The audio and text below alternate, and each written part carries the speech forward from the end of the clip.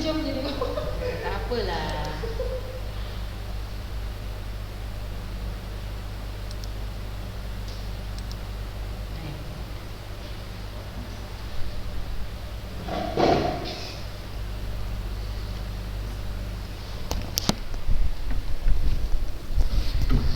Allah. Bismillah. Assalamualaikum warahmatullahi wabarakatuh. Alhamdulillah.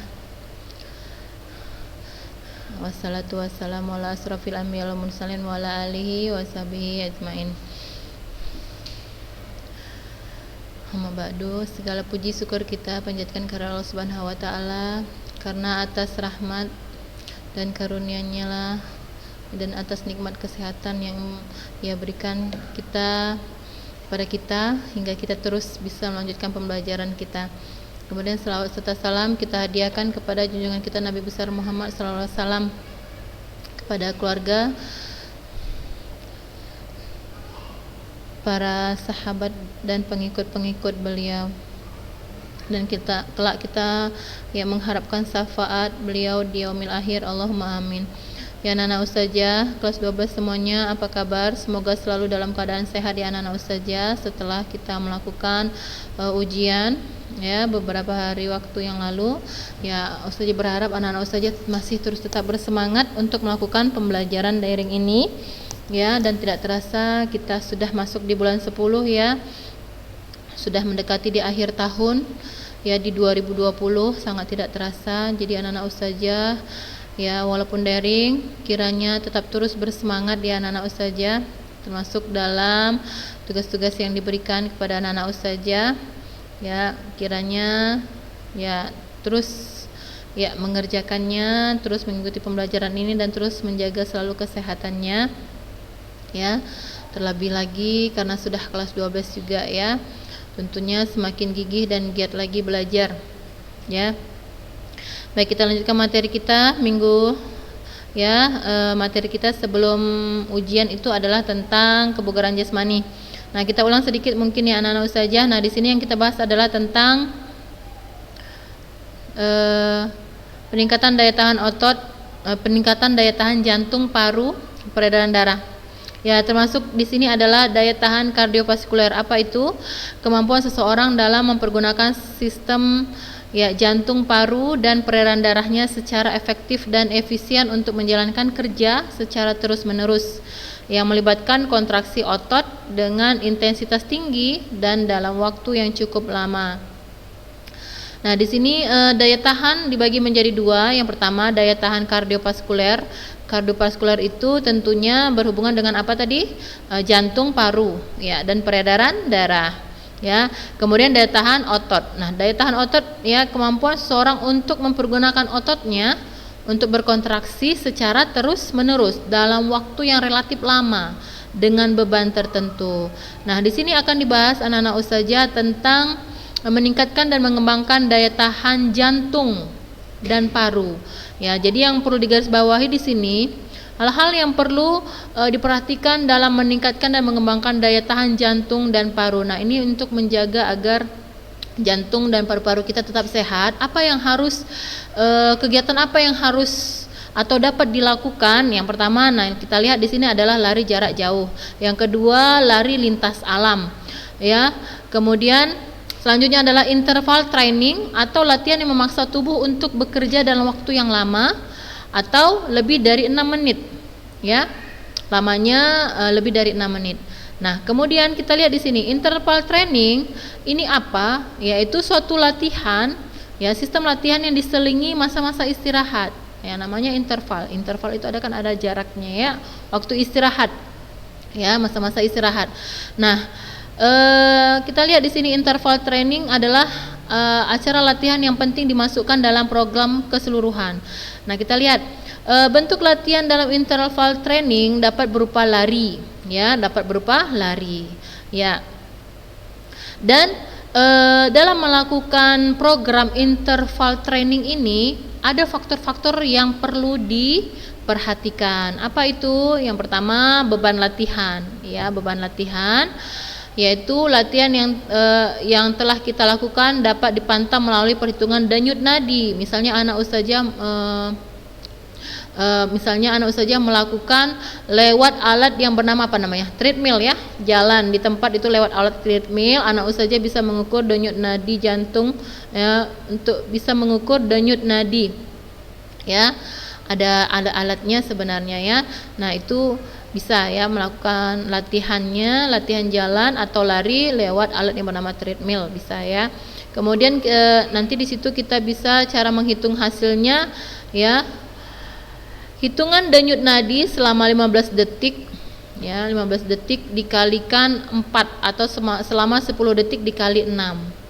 Nanti kita bisa melihat detak jantung ya, denyut nadi kita dalam 15 detik ya, berapa banyak, kemudian dikalikan 4 ya, wallahu a'lam. Kemudian yang B lamanya latihan ini agar bermanfaat. Anak ustazah latihan ini agar bermanfaat ya, untuk melatih kesehatan jantung dan paru itu 15 menit hingga 30 menit. Nah, itu dia, ini faktor yang perlu diperhatikan dalam menyusun program interval training. Ya, kemudian selebihnya anak-anak ustazah diminta untuk melakukan program latihan-latihan kebugaran ini ya, yang ada pada kegiatan ini ya anak-anak ustazah. Nah, mungkin kita bisa lanjut dulu ya. Kita selanjutkan yang kedua itu peningkatan kekuatan otot. Ya, kekuatan otot ini ya termasuklah merupakan salah satu unsur dasar dalam prestasi berbagai cabang olahraga tentunya ya. Menurut seorang ahli Sajato ya, kekuatan adalah komponen fisik seseorang tentang kemampuannya dalam mempergunakan otot untuk menerima beban sewaktu bekerja. Ya, jadi tentunya kalau jika kita melakukan suatu aktivitas pekerjaan, tentu kita pasti tidak pernah terlepas yang namanya dari daya tahan otot ya, daya tahan otot kita untuk melakukan kemampuan kerja, apalagi kerjaannya itu mungkin ada beban ya, memiliki beban tertentu. Kita lihat salah satu bentuk pelatihan untuk peningkatan kekuatan otot dapat dilakukan dengan program pelatihan terbeban. Nah, di sini ada latihan-latihan yang kita lihat pertama ya nak, yang A namanya menggunakan alat latihan yang bernama leg press. Tujuannya untuk melatih otot kaki dan paha. Nah, kita lihat ini dia bentuknya ya. Jadi otot tubuh yang bekerja adalah otot-otot paha depan, paha belakang ya, serta otot-otot betis. Nah, dalam penggunaan alat leg press ini ya, otot yang bekerja itu adalah otot paha ya, otot paha depan, paha belakang ya, kemudian otot-otot betis ada 3. Nah, jadi cara melakukannya di sini ada cara pelaksanaannya ya. Anak saja bisa berbaring di alat ini ya kan, kemudian memegang, di sini sudah ada pegangan tangannya ya, memegang ini. Jadi anak saja bisa mengamati gambar ini.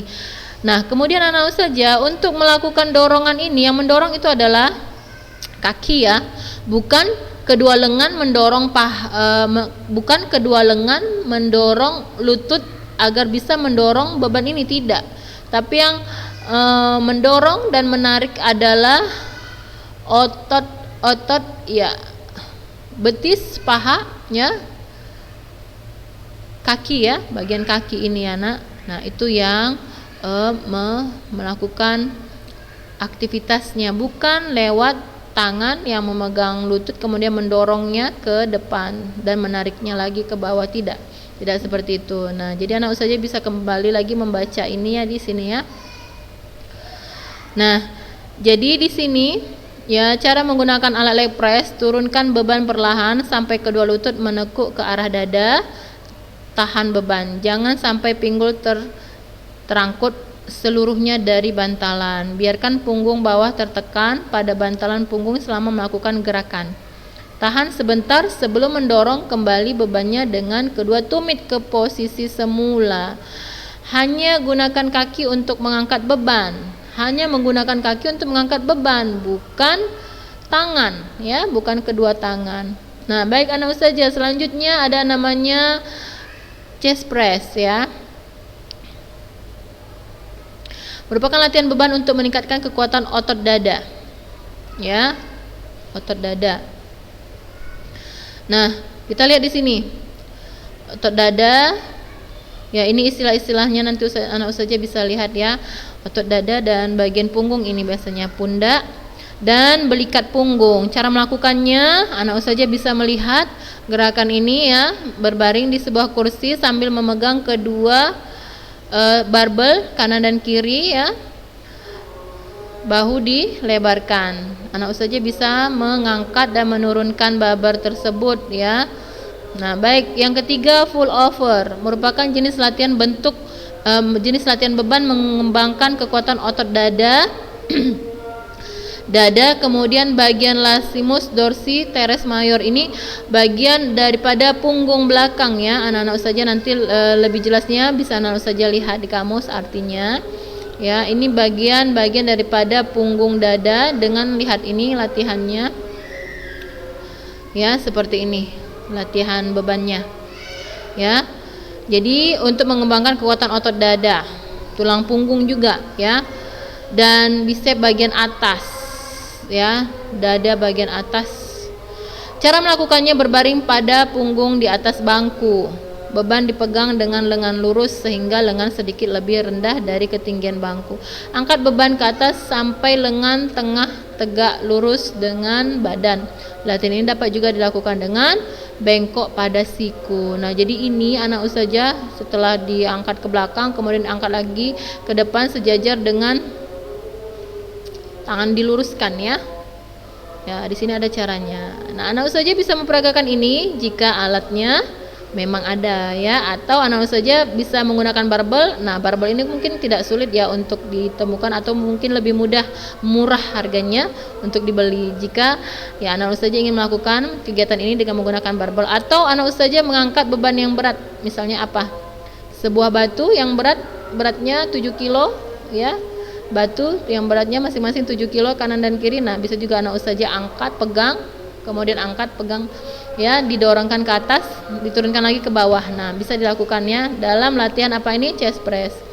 Nah, selanjutnya full over ini mungkin dilakukan dengan beban yang kira-kira berat ya, Nak, jika ingin mempraktekkan ini.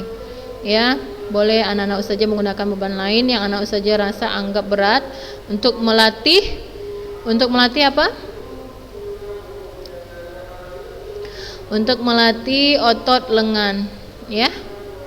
Baik, selanjutnya di sini anak-anak ustazah juga ada kegiatan aktivitas pembelajaran ya. Nanti mungkin ustazah pilih-pilih mana yang bisa dijadikan sebagai untuk tugas. Untuk ini kita lanjut ke materi dulu ya. Kelentukan, penyusunan program peningkatan kelenturan ya. Aktivitas belajar untuk menganalisis konsep penyusunan program peningkatan kelenturan. Kelentukan atau kelenturan diartikan sama dengan keleluasan atau kemudahan gerakan, terutama pada otot-otot persendian, dengan tujuan agar persendian tidak kaku dan dapat bergerak dengan leluasa tanpa ada gangguan yang berarti. Nah, itu menurut si Muhajir ya, seorang ahli dalam penelitian peningkatan kelenturan. Baik anak-anak ustazah, kita lihat ya di sini banyak pendapat para ahli. Nanang Sudrajat juga, kemudian Agus Mukholid ya tentang kelenturan. Anak-anak ustazah bisa membacanya. Anak-anak ustazah tidak lupa ya untuk meringkaskan ya hal-hal yang penting ya, tentunya definisi-definisi ya, pengertian tentang kelenturan. Kemudian kita lihat di sini ada dua jenis latihan kelenturan ya. Ini penting, latihan dinamis dan latihan statis. Anak-anak saja ya bisa mencari tahu latihan dinamis itu yang bagaimana, latihan statis itu yang bagaimana. Ya, coba anak-anak saja cari tahu. Ya, banyak media yang bisa digunakan ya anak-anak saja. Nah, itu tugas anak saja mencarinya. Selanjutnya bentuk latihan kelenturan, bentuk-bentuk latihan kelenturan seperti latihan kelenturan otot leher, latihan kelenturan sendi bahu, latihan kelenturan otot pinggang, latihan kelentukan sendi pinggul, ya, latihan kelenturan sendi lutut, latihan kombinasi gerakan sendi pinggul. Nah, di sini juga ada ya pinggang dan lutut, latihan kelenturan pergelangan tangan dan latihan kelenturan tungkai atau punggung. Jadi anak-anak ustazah,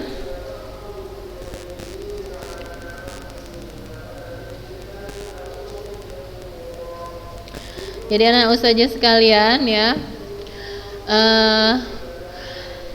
ini sudah sering kita lakukan ketika kita sebelum melakukan aktivitas olahraga yang lebih berat ya tentunya ya, misalnya berlari sambil melompat, berguling, nah seperti itu ya, itu kan cukup berat. Tentunya kita harus melakukan latihan kelenturan dulu, peregangan ya, stretching peregangan ya, itu bisa dari sendi-sendi lengan ya kan, kemudian sendi bahu. Nah ini gambar yang ada di sini itu adalah kelenturan otot leher ya. Nah kita bisa membungkukkan kepala kita ke depan dan ke belakang ya, bungkukkan ke depan ya, ke belakang lagi, ke kiri ke kanan untuk melatih kelenturan otot leher. Nah dan ini sering kita lakukan. Tentunya anak ustazah juga di rumah terus mempraktekkan ini, misalnya ketika bangun tidur ya.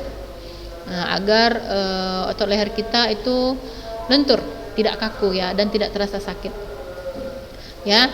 Nah, itu contoh. Kemudian di sini ada latihan kelenturan otot pinggang. Nah, anak ustazah bisa mempraktekkan ini mulai dari bungkuk ya, bisa memegang dinding, kedua dinding jika itu menggunakan alat. Nah, dari datar makin menurun hingga sampai memegang kedua lutut. Nah, bisa tidak seperti itu? Nah, coba dipraktekkan di rumah ya anak-anak ustazah. Nah,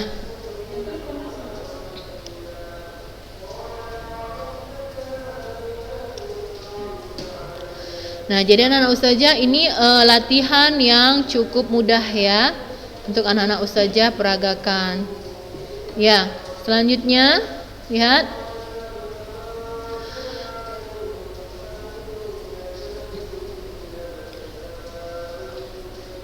Nah, di sini anak-anak ustazah diminta untuk membuat program latihan kelenturan dengan menggunakan aktivitas latihan secara dinamis atau statis seperti mencium lutut, melenturkan otot leher, atau aktivitas latihan kelenturan lainnya yang kalian suka dan kalian butuhkan. Ya. Hal-hal yang perlu didiskusikan di sini beberapa pertanyaan. Ya, bentuk latihan kelenturan yang efektif, dinamis atau statis. Ya, bagaimana porsi atau dosis latihan yang cocok dengan kondisi tubuhmu? Buatlah bentuk-bentuk latihan kelenturan dan sebutkan manfaatnya bagi ototmu dan pertanyaan lain yang dikemukakan gurumu. Ya. Nah, ini anak ustazah bisa jawab ya. Di yang mana ini termasuk latihan dinamis dan latihan statis. Ya, jadi anak ustazah cari tahu dulu apa itu latihan dinamis dan apa itu latihan statis. Jadi anak ustazah bisa mengkelompokkan yang mana termasuk latihan dinamis, yang mana termasuk latihan statis. Nah, tugas anak ustazah ya untuk mencari taunya. Nah, selanjutnya anak-anak ustazah kita lihat di sini ada komposisi tubuh. Ya. Jadi yang jelas anak-anak ustazah di sini dari sebelum kita masuk komposisi tubuh ya. Peningkatan kelenturan. Nah, ini tentunya sangat penting bagi kita yang sudah terbiasa melakukan aktivitas ya, agar tidak mudah merasakan kelelahan ya, karena dari inti dari kebugaran jasmani itu adalah mampu melakukan aktivitas sehari-hari tanpa mengalami kelelahan yang berarti. Karena seringnya kita beraktivitas, karena seringnya kita berolahraga, bergerak, tentu kita tidak akan mudah merasakan lelah. Dibandingkan orang yang sering olahraga dengan jarang olahraga, atau orang yang sering bergerak dengan orang yang tidak sering bergerak, ya tentu lebih sehat orang yang sering bergerak dan dia sudah merasakan beban ya setiap saat dia melakukan aktivitas, dan itu sudah merasakan ringan ya, dia sudah merasakan hal yang biasa menjadi ringan baginya dibandingkan orang yang tidak pernah melakukan aktivitas gerak ya. dan gerakannya pun menjadi ya gesit ya, karena sudah biasa dibandingkan orang yang tidak pernah melakukan gerakan. Selanjutnya anak-anak ustazah, kita lihat di sini ya, itu inti dari kelenturannya. Jadi anak ustazah tidak boleh malas bergerak ya, apalagi yang banyak di rumah ya, naik berat badannya, jadi harus sering berolahraga agar berat badannya tidak bertambah ya. Rajin berolahraga. Jadi kalau berat badannya bertambah tidak olahraga, itu pasti bawaannya bagaimana? Pasti akan ngantuk, badannya terasa berat, malas bawaannya. Jadi harus berolahraga ya. Banyak di rumah tentu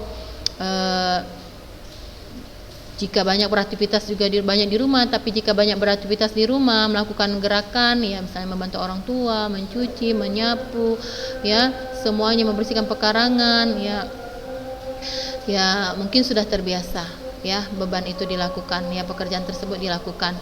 Nah, dan tidak boleh hanya duduk, makan, tidur. Nah, itu cepat sekali akan peningkatan berat badan, dan itu yang menyebabkan otot-otot kita menjadi kejang, kaku, tidak lentur ya. Jadi anak ustazah rajin berolahraga agar berat badannya tidak terus meningkat ya. Jadi diimbangi, makan dengan olahraga, harus seimbang. Jika tidak akan ada penumpukan lemak yang banyak ya. Termasuk pembelajaran kita selanjutnya adalah tentang komposisi tubuh. Ya, kita lihat komposisi tubuh di sini adalah keadaan yang menggambarkan perbandingan bagian tubuh yang secara metabolisme aktif ya, terutama otot, dibandingkan dengan bagian yang kurang aktif, terutama lemak. Baik otot maupun lemak mempunyai massa yang jika dibandingkan dengan tinggi badan akan menggambarkan komposisi tubuh secara tidak langsung ya. Banyak cara yang digunakan untuk menghitung komposisi tubuh. Salah satu cara yang baik digunakan adalah dengan perhitungan indeks massa tubuh atau ITM. Apa itu?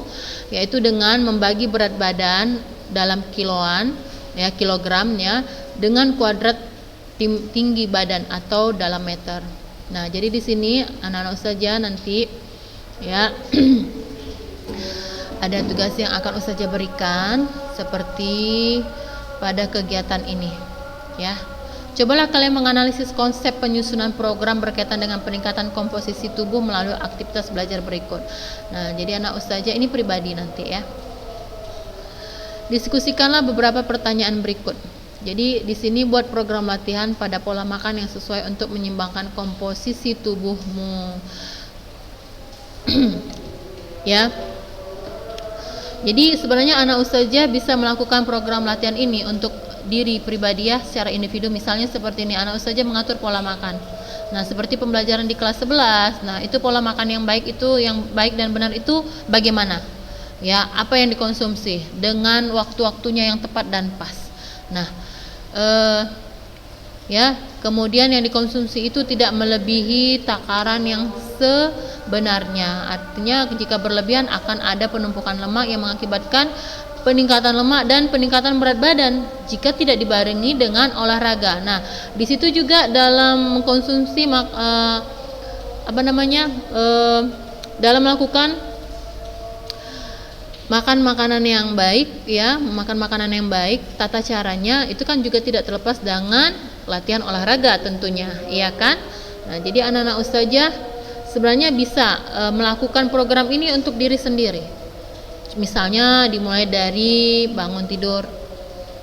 Ya, bangun tidur anak ustazah, sarapan itu jam berapa, apa yang dikonsumsi.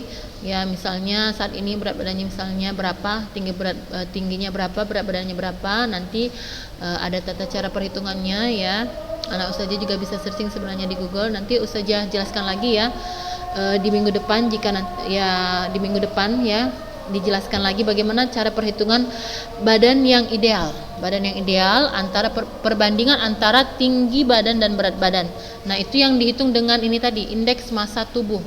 Ya, anak ustazah, nanti ustazah jelaskan kembali ya. Yang jelas ini pada poin ini nanti akan ada tugas dari sini ya. Nah, jadi anak ustazah sebenarnya ingin menyampaikan bahwa anak ustazah membuat program untuk diri anak ustazah dulu untuk pola makan yang baik dan benar. Ya. Tapi sebelumnya anak ustazah, jika pola makan yang baik dan benar kemudian dibarengan dengan olahraga, itu pasti nampak. Awalnya berat badan kita berapa, kemudian nanti akhirnya dengan program ini dalam misalnya 1 minggu ada tidak penurunan berat badan dengan melakukan pola makan yang seimbang dengan aktivitas yang seimbang seperti olahraga dan kegiatan-kegiatan lain, ya. Jadi pengamatan pada diri sendiri gitu. Kemudian hingga nanti bisa menjawab pertanyaan seperti ini, apakah bentuk latihan yang efektif untuk menurunkan dan meningkatkan berat badan? Nah, latihan berat yang menurunkan berat badan ya. Apakah bentuk latihan efektif untuk meningkatkan tinggi badan? Nah, bagaimana porsi dosis latihan yang cocok dengan kondisi tubuhmu? Bagaimana pola makan seimbang agar dapat menyimbangkan komposisi tubuhmu? Nah, ini dia pola makan yang harus kita jaga untuk bisa menyimbangkan komposisi tubuh kita, berat dan tingginya itu ideal, ya. Jadi tidak obesitas, ya. Nanti kita jelaskan lebih lanjut ya anak ustazah. Nah, ini ada buku di halaman 98. Nanti kembali ustazah jelaskan, tapi nanti kegiatan tugasnya berupa materi ini ya. Dan pertanyaan lain yang nanti bisa kita cari ya anak ustazah. Baik, mungkin cukup sekian dulu ya dari ustazah. Jadi anak-anak ustazah bisa baca-baca nanti tentang komposisi tubuh, karena anak-anak ustazah sudah memahami teorinya ya, memahami teori bagaimana pola makan, tata cara pola makan yang sehat dan benar itu. Dan anak ustazah dulu praktekkan dulu untuk diri anak ustazah. Nah, buat program seperti itu dulu ya, sambil mengamati berat badan anak ustazah sebelumnya berapa dan nanti dalam 1 minggu ini berapa ya. Nanti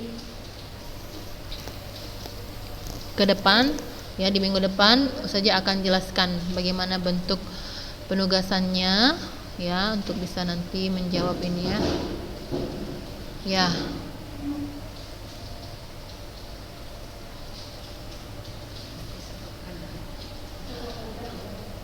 Baik anak-anak ustazah, ini nanti kita jelaskan lagi di minggu depannya tentang indeks massa tubuh ya, atau ITM ya. Kita hitung dulu, kita belajar dulu bagaimana menghitung berat badan yang ideal ya. Untuk minggu depan insya Allah kita sambung, kita cukupkan dulu sampai di sini ya. Nanti ini kita bahas lagi ya materinya. Kita tutup dengan doa kafaratul majelis. Subhanakallahumma bihamdik asyhadu an la ilaha illa anta astaghfiruka wa atubu ilaik. Assalamualaikum warahmatullahi wabarakatuh.